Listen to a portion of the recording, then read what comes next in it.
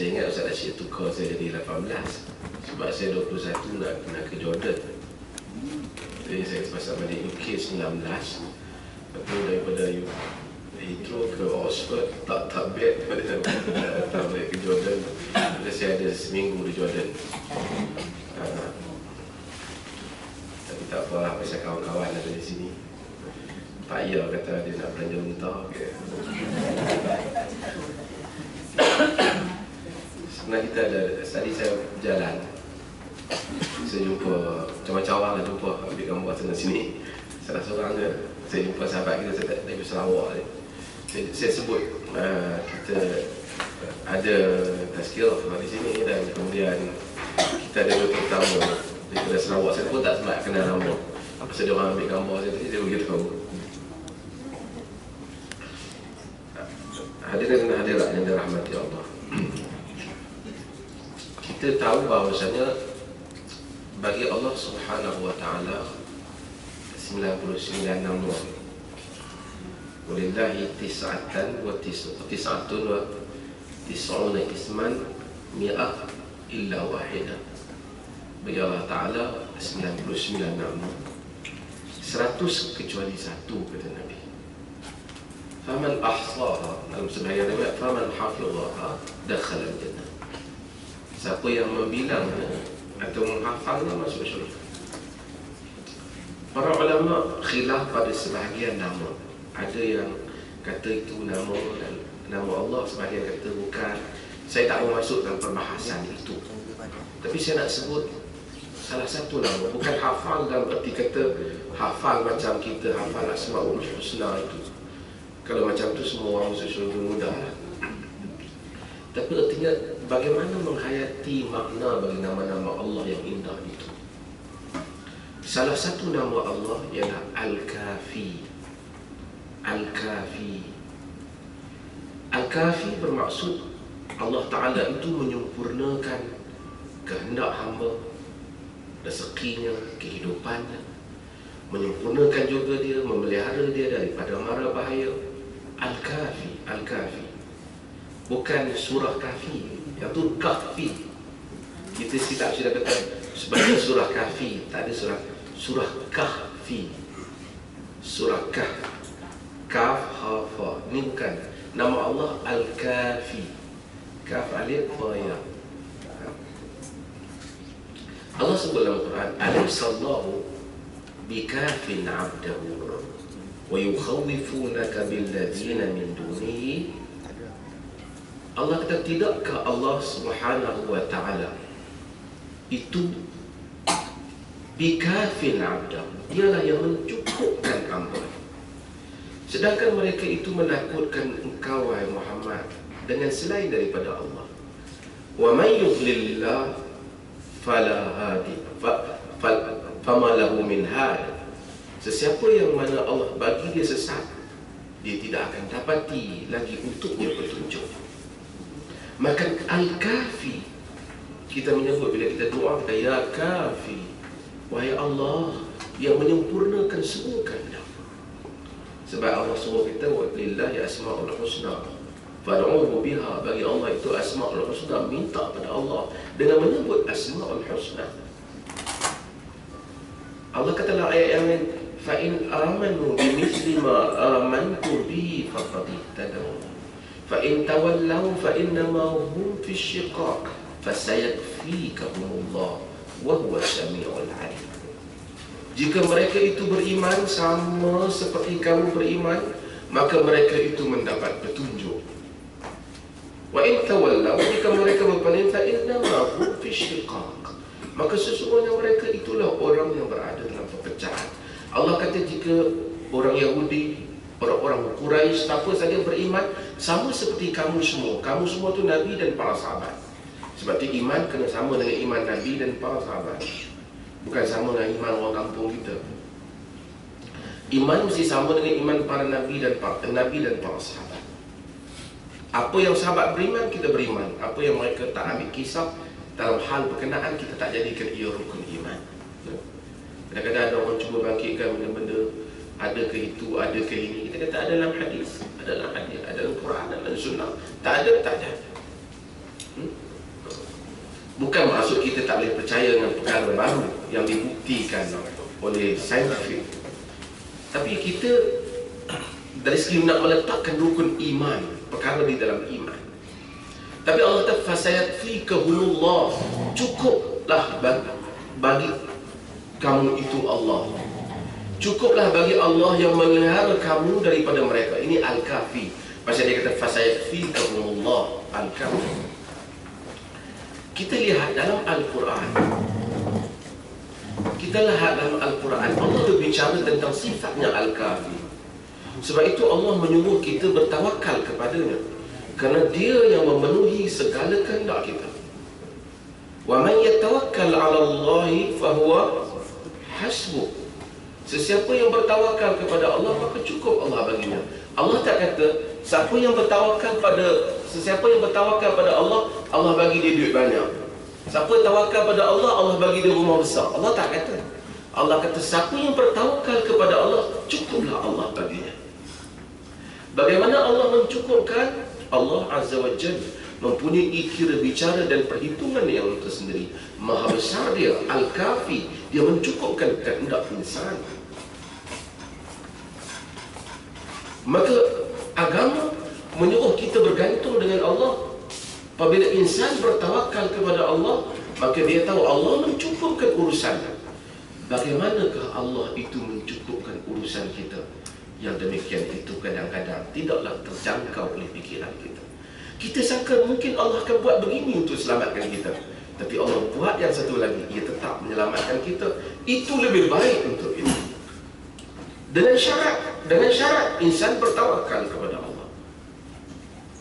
Wa man yatawakkal 'ala Allah fa huwa hasbuh. Siapa yang bertawakal pada Allah, cukuplah Allah bagi. Kalau kita baca hadis yang diriwayatkan oleh Imam Muslim, Nabi SAW cerita tentang ada seorang budak, dalam kita baca dalam surah Al-Ukhdud kan, ada budak yang mana dia beriman, yang antara budak dengan tukang sihir. Kita dengar cerita kan, yang dia beriman dan kemudian dia diambil oleh tindakan oleh raja pada zaman dia, yang mana asalnya dia dihantar untuk belajar sihir. Kemudian dia dah berjumpa dengan seorang rahib, kemudian dia beriman, kemudian dia meninggalkan sihir, menentang raja. Raja buat banyak benda kat dia, nak bunuh dia. Antaranya suruh bawa dia pergi ke atas bukit. Dia kata idza balagu zarwatahu fatruhu. Bila bawa dia sampai ke bukit tu, campak dia turun. Budak tu sebut perkataan kafi.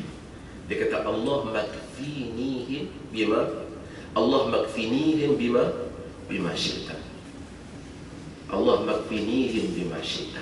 Itu daripada perkataan kafi. Ya Allah, cukupkanlah aku, selamatkanlah aku daripada mereka dengan apa yang engkau kehendaki, dengan cara yang engkau kehendaki. Dia tak bagi tahu, bagi dia orang jatuh dulu, ya Allah, bukan aku. Tapi dia kata bima syi'ta, dengan apa yang engkau kehendaki, wahai Allah. Maka Allah takdirkan mereka itu semua jatuh bukit. Dan kita tahu kemudian mereka raja suruh bawa dia pergi ke laut. Bila pergi ke laut, dia juga berdoa yang sama, Allahumma kfinihim bima syi'ta. Ya Allah, engkau cukup, engkau kafi, engkau cukupkanlah aku, yang peliharalah aku daripada mereka dengan apa yang engkau kehendaki. Dan mereka jatuh ke laut, dia balik selamat sampai ke pantai. Ini perkataan Al-Kafi yang kita disuruh untuk bila kita berdoa, kita sebut pilih nama Allah. Antara benda untuk kita sebut supaya Allah pelihara kita, kita kata Ya Rabb, Ya Allah, Ya Kafi. Macam mana yang budak ni sebut apabila dia menyebut kepada meminta Allah Ta'ala pelihara dia? Di dalam hadis yang diriwayatkan oleh Al-Imam Tirmizi, Nabi SAW ajak kita satu doa. Nabi kata, Allahumma kfini bihalalika an haramik. Ya Allah, cukupkanlah aku ini dengan yang halalmu daripada memerlukan yang haram. Wa aghnini bi fadlika amman siwaka, dan kayakanlah aku ini dengan kurniaanmu daripada bergantung selain daripadamu, ya Allah. Ini doa yang lain kita belajar. Sebab tu Ibnul Imam sebut dalam Silahul Mu'min, dia kata doa-doa yang diajar oleh Quran dan doa yang diajar oleh Nabi sallallahu alaihi wasallam, padanya ada tauhid, padanya ada akhlak, ada ibadah, ada cara berinteraksi dengan Allah. Tapi kadang-kadang orang tak suka doa tu, dia suka doa hak ustaz dia ajar. Dia kata ada doa special lah, kan makcik kat belakang kita kan. Cuba kita, ramai orang Melayu dia suka. Kalau doa tu ni saya boleh ajar, doa ni tak ada kat mana lagi ni. Kita kata tak salah nak doa dengan doa satu pun, kerana doa ni nak minta pada Allah. Tetapi dari segi lafaz yang diajar oleh Quran dan lafaz yang diajar oleh sunnah mempunyai nilai yang tinggi. Padanya ada akidah, padanya ada tauhid, padanya ada bagaimana manusia merintih kepada Allah. Nabi SAW kata, Allahumma kfini bihalalika min haram. Ya Allah, minta engkau cukupkanlah aku ini dengan yang halalmu, supaya aku tak perlukan yang haram. Dan ini memang banyak. Halalnya banyaklah, halal hubungan kita, harta kita cukup. Supaya yang halal yang Allah bagi kat kita ni cukup. Ada orang Allah Ta'ala bagi yang halal tu cukup kat dia, tapi dia rasa tak cukup. Dia terpaksa juga nak pergi cari yang haram tu. Walaupun untuk dia makan dah cukup Allah bagi, untuk dia hidup dah cukup Allah bagi, tapi dia kehendak pada yang haram, kehendak nak lebih sehingga melanggar yang haram. Dan lecehnya insan, buruknya insan ini apabila dia menjadi hamba kepada orang lain. Maka kita doa, Allahumma aghnini bi fadlika amman siwak. Ya Allah, kayakanlah aku dengan kurniaanmu supaya aku tak bergantung kepada selain daripada-Mu.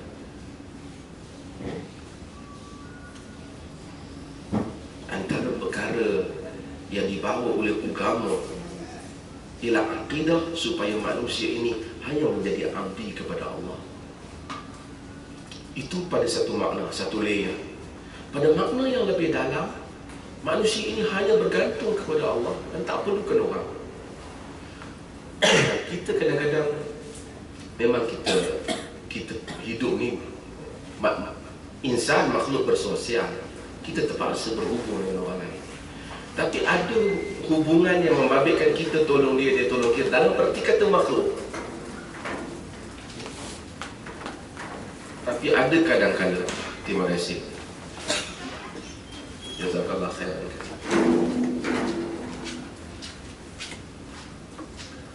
Ada kala kita terpaksa minta tolong kepada orang sehingga kita terpaksa merendahkan nilai yang telah Allah beri pada kita. Kita minta Allah pelihara kita daripada hal itu. Orang agama, orang selain daripada agama, nak mencapai kedudukan yang besar tidaklah susah kadang-kadang, terutama orang tu ada kedudukan, ada nama. Tetapi apabila itu terpaksa menjadikan dia merendahkan nilainya yang telah diberi oleh Allah kepada dia dengan kemuliaan ilmu, kemuliaannya sebagai insan, maka itu tak sepatutnya berlaku. Maka kita kata, Allahumma aghnini bi fadlika amman siwak. Ya Allah, kayakanlah aku dengan kurniaan. Kita ada kerja, alhamdulillah kerja kita, tuan-tuan semua ada kerja, sehingga kita tak perlu merintih ke orang bagaimana hamba kita jadi hamba abdi dia. Kita kerja dengan kita dengan cara yang halal. Kita tak mau merintahkan diri kita dengan kurniaan yang Allah beri, alhamdulillah. Maka kita kata, Allahumma aghnini bi fadlika amman siwak.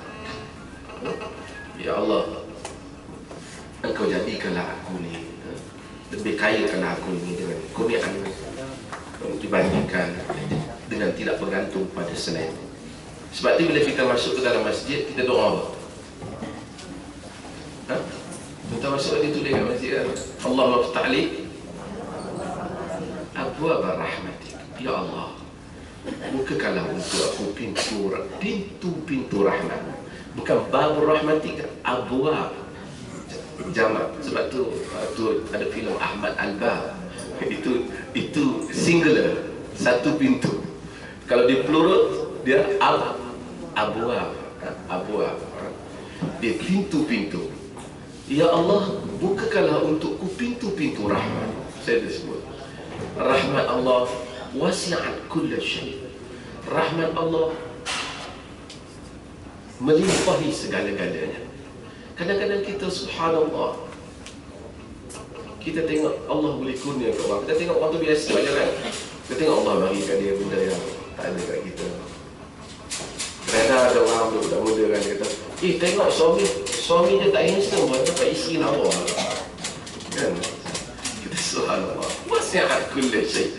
Kadang-kadang dia berikan kurnia kepada orang. Tengok orang, siapa cerita saya ni, ada satu orang cuci hotel di Mekah ni, lama kerja berapa tahun, orang Bangla. Akhirnya dia nanti jadi manager hotel. Sekarang dia di Madinah. Mungkin dia rajin ke apa, dan dia doa. Saya kata, Masya Allah, mungkin dia doa. Benda yang kadang-kadang tak terbayang. Arab kata dalam puisi, satubdi lakal ayyam ma kunta jahilan wa ta'tika bil akhbari ma lam tuzawwidi. Dalam puisi Arab, dia kata akan datang hari-hari yang engkau itu jahil mengenainya. Engkau tak sangka benda itu akan datang, dan ia membawa kepadamu khabar-khabar yang tidak pernah dahulunya engkau jangka. Allah Subhanahu wa taala, rahmat dia wasi'at kulli syai'. Antara rahmat yang kita perlukan, dia ampun kita. Antara rahmat yang kita perlukan, dia masukkan sakinah dalam hati kita, dia masukkan ketenangan hati kita.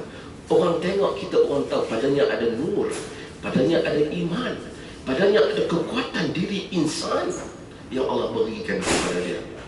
Berjalan di atas muka bumi dalam perasaan, dengan hati yang bergantung dengan Allah Azza wa Jalla. Allah maftah li abwaab rahmatik. Ya Allah, bukalah untukku pintu-pintu rahmatmu. Masya Allah, kat masjid kita sebut, kita masuk Masjidil Haram, kita Allah maftah li abwaab rahmatik. Bila kita nak keluar, kita berdoa, Allahumma inni as'aluka min fadlik.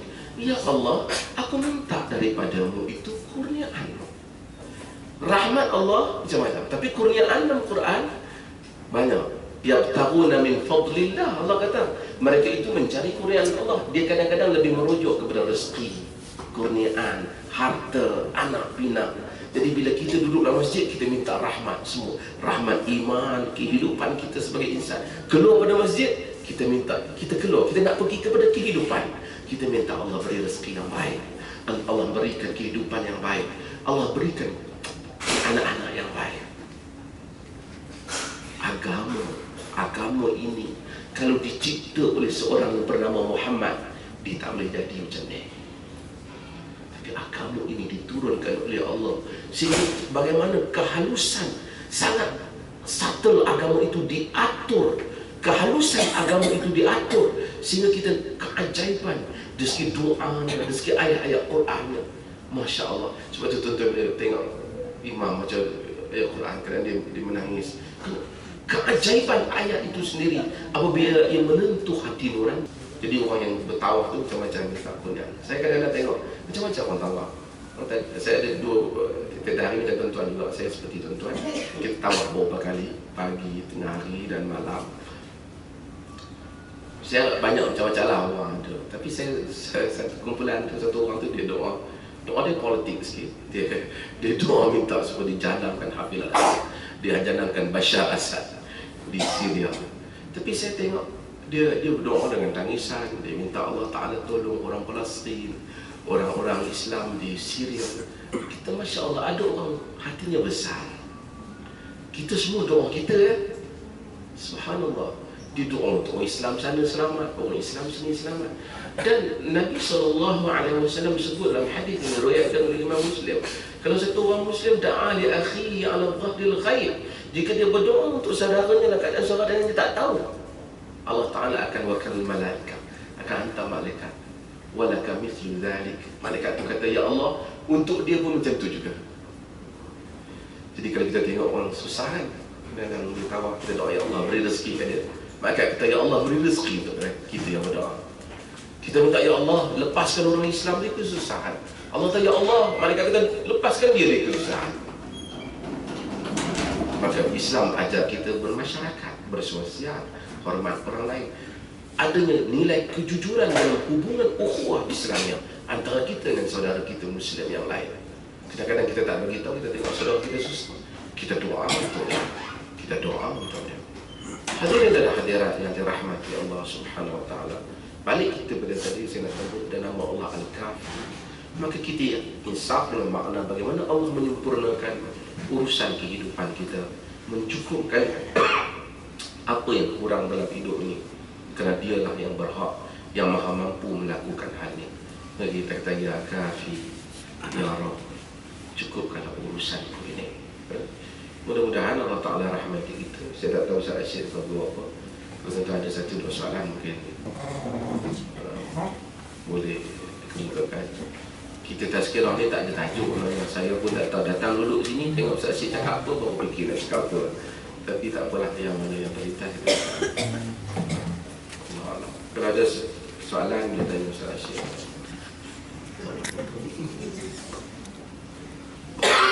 Sudah tuan kalau ada apa boleh nak soal. Orang Melayu kata bila dah ada gading akan kau tepi. Ada?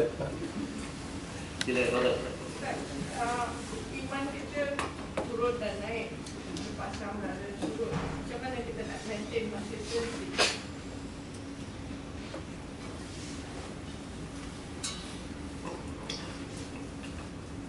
Allah Ta'ala iman kita turun naik ila aqidah Ahlussunnah wal Jamaah dengan nas dan Quran. Al-imanu yazid wa yanqus. Iman itu tambah dan kurang.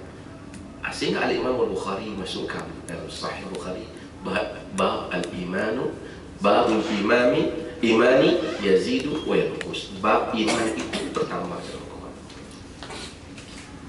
Kerana Quran menyebut alladzina qala lahumun nas illa an-nas qad jama'u lakum fakhshawhum fazadahum imana wa qalu hasbunallah wa ni'mal wakeel. Orang-orang yang dikatakan kepada mereka, orang ramai sedang berkumpul untuk bertindak pada engkau, fazadahum imana, bertambahlah iman mereka. Kan? Quran menyebut tentang tambahnya iman. Artinya iman kita tak sama. Sebab tu Nabi sebut tak sama.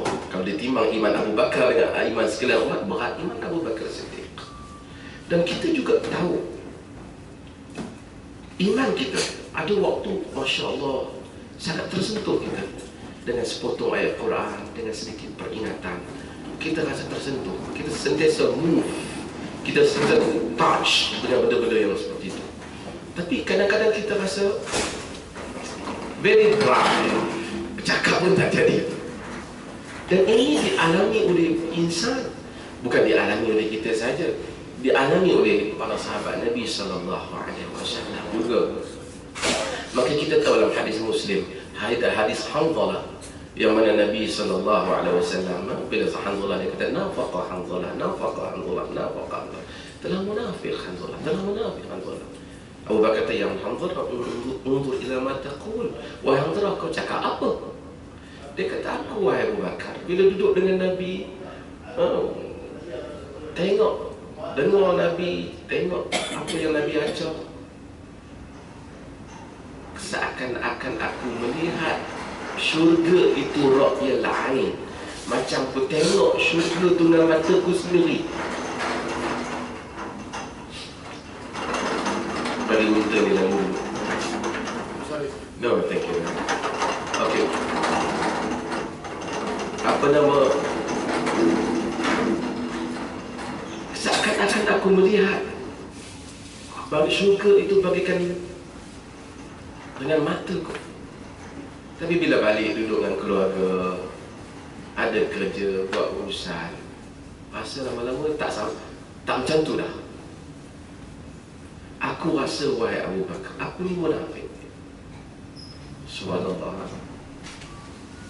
Saya kadang-kadang tengok dalam internet, orang tulis, betul tak orang sekian-sekian ni ciri-ciri orang munafik ada kat dia? Semua kau orang lagi. Sahabat, subhanallah, semua munafik itu takut. Tidak dijumpai sahabat 30 sahabat yang kami jumpai, kesemua mereka perkara yang paling mereka takuti ialah nifaq, munafik dalam diri mereka.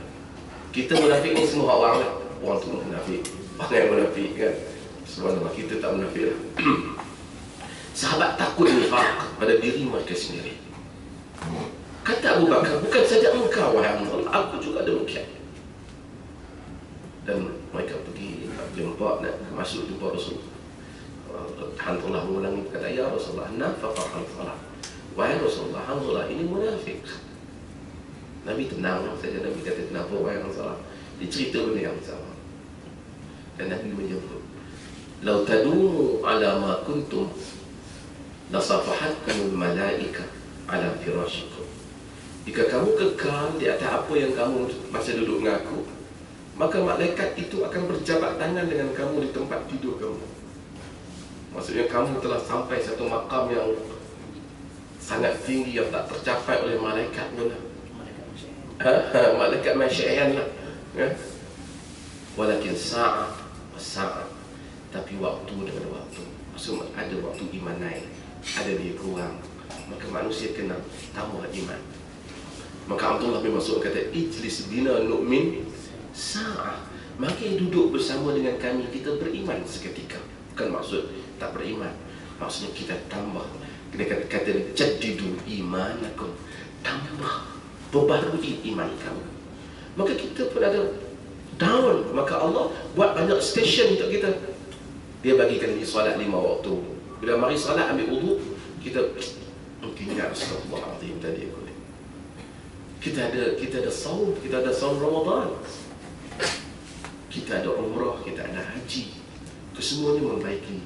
Dan kita ada fadzakir, kita ada tazkirah, ingat mengingati antara satu sama lain. Wa tawasaw bil haqq wa tawasaw bis sabr. Kita pesan, bukan saya pesan kat tuan-tuan, tuan-tuan pesan kat saya pesan kat tuan-tuan. Kalau saya dipesan kat tuan-tuan, tidak tawas.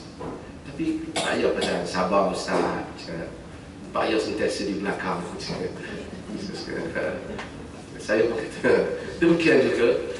Tapi dia orang kata sekali-sekala kena duduk di depan kan? Duduk di sisi. Normal kan? Ustaz Rashid pesan kat saya, ingatkan saya ingatkan Ustaz Rashid. Ini masyarakat yang cantik, masyarakat tawasaw bis sabr, tawasaw bil haqq, tawasaw bis sabr. Berpesan dengan yang benar dan pesan dengan sabar. Sebab nak memperjuangkan yang benar memerlukan kesabaran. Bila saya tengok Muhammad Hassan di dalam TV 2 hari lepas, saya tertarik dengan satu ceramah dia betul. Dia kata apabila seseorang yang memperjuangkan agama Allah dan dia tidak ditentang oleh sesiapa, dia berikan laluan yang mudah untuk dia, kita bimbang dia tidak berada di atas jalan yang benar. Tapi jika dia mendapat tentangan, ujian daripada musuh-musuh yang tak suka dengan manhaj yang benar, dia kena bersyukur kerana dia sedang melalui jalan yang sama dengan dia. Siapa kita nak dibandingkan Nabi yang dihormati dalam kaumnya? Apabila dia sujud di Kaabah, dia letakkan kotoran di atas unta najis, perut unta dan segalanya atas belakang dia. Tak ada sahabat yang berani keluar pergi. Masa tu memang kemuncak perlawanan menentang Nabi. Hanya Fatimah pergi. Saya tarik beberapa ceramah dia dan cerita. Kita bayangkan, biasanya bapa itu melindungi anak perempuan. Dia rasa selamat kerana adanya bapa dia. Tapi bagaimana perasaan anak perempuan dan perasaan seorang bapa? Apabila dia sendiri rasa bukan dia nak menyelamatkan diri anak perempuan dia, diri dia sendiri pun orang buat begitu, dengan begitu hina di tempat yang mulia, ketika dia sujud dalam keadaan yang baik. Dan anak perempuan yang mana yang lemah itu pula yang terpaksa tolong buang najis itu daripada belakang bapanya. Kita mungkin tengok satu peristiwa Fatimah buang, Masya Allah Fatimah. Tapi kita, kalau kita mendalami perasaan dan hati nurani insan apabila berada dalam keadaan demikian, bila orang buat macam tu, kalau kita daripada satu orang yang terbuang, orang datang, orang bangsat daripada mana datangnya, orang tak hormati, kemudian orang buat, kita dah terbiasa. Tapi kalau kita seorang yang mulia dalam masyarakat, kemudian kita dilayan demikian, kita akan rasa besarnya, hebatnya ujian itu. Sebab tu ini nilai dakwah, dan di situ adanya iman, berpesan kepada kebenaran, berpesan pada kesabaran, duduk dalam jamaah kaum muslimin, bukan jamaah pertubuhan, sekawan-kawan yang boleh berpesan kepada kebenaran dan berpesan kepada kebaikan. Wallahu ta'ala alam. Cukup ke tak? Kalau ada pun satu kita tak ada.